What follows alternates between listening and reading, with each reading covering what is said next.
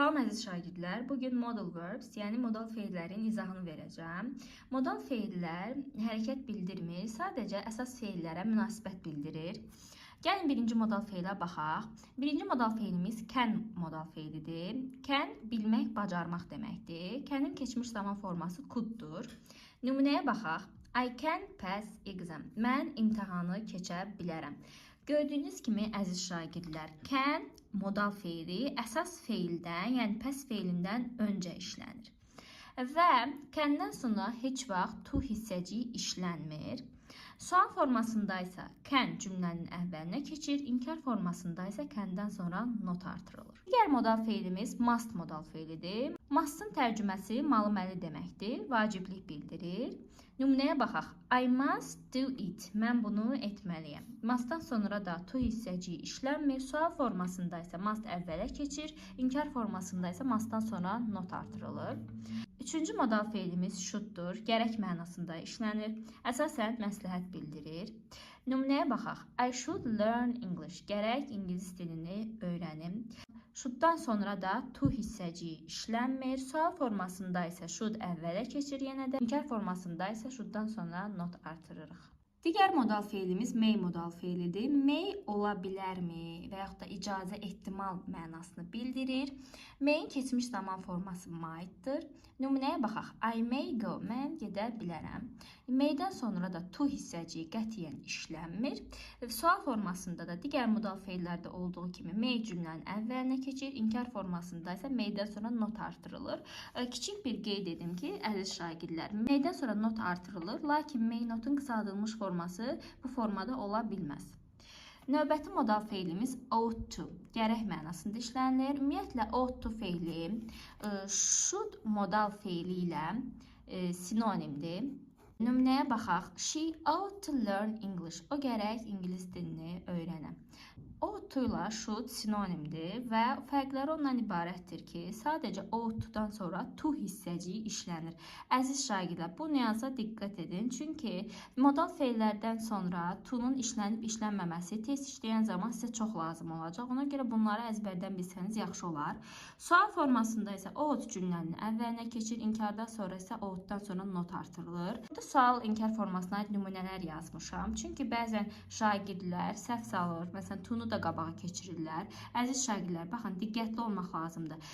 Cümlədə əgər, məsələn, she ought to learn English cümləmiz belədirsə, biz burada sadəcə ought sözünü qabağa keçirə bilərik və yaxud da ought-dan sonra not artıra bilərik. To-nun heç bir şəkildə yerini dəyişmirik. Sadəcə ought qabağa keçir və yaxud da ought-dan sonra not artırılır.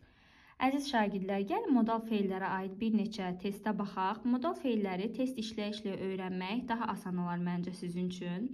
Birinci suala baxaq. I finished the work in time because it is very important for me. İlk öncə variantların düzgünlüyünə baxırıq. Baxın, D variantında ought sözü var, modal feili var. Lakin özündən sonra to gəlmədiyinə görə bu variant səhvdir.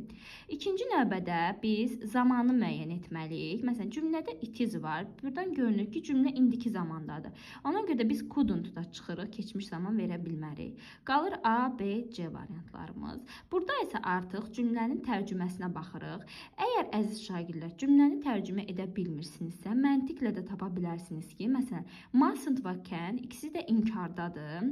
Deməli, bunların ikisi də çıxa bilər. Biz must variantını götürürük. Əgər tərcüməni də bilirsinizsə, lap yaxşı. Onda yerinə qoyaraq tərcümə edeyim. Məsələn, I must finish the work in time because it is very important for me. Mən işi vaxtında yerinə yetirməliyəm, çünki o mənim üçün vacibdir. İkinci testə baxaq. I translate the article because it was too difficult for me. Tərcümə etməmişdən əvvəl variantların düzgünlüyünə baxaq. Can ola bilər, could ola bilər, couldn't da ola bilər, lakin C və E variantlarına baxaq. Was able-dan sonra to işlənməlidir. Baxırıq da burada to hissəciyi var, nə burada to hissəciyi var. Ona görə C variantı səhvdir. E variantında isə hadn't to verilib. Had to modal feili sualı inkarı özü düzəltmədiyinə görə biz o variantı seçə bilmərik.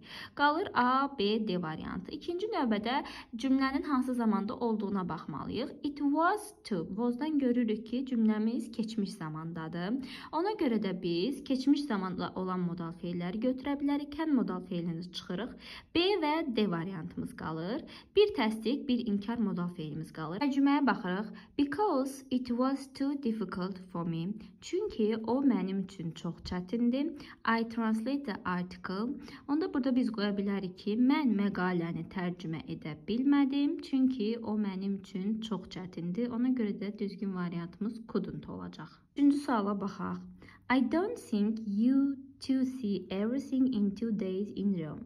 Əziz şagirdlər, baxın, nöqtələrdən sonra to hissəciyi var. Bu nüansa diqqət yetirməliyik. İlk öncə variantlarda biz should'u çıxırıq. Çünki biz dedik ki, should'dan sonra to hissəciyi işlənmir. Daha sonra D variantında haven'tı çıxırıq. Çünki have to modal feili sualın inkarını özü yaratmır. Ona görə D variantı da səhvdir. A variantında will var, lakin will be able to olmalıdır. Ona görə bu variantımız da səhvdir. C variantında da həmçinin won't var, yəni will'in inkar formasıdır. Burada da be hissəciyi yoxdur.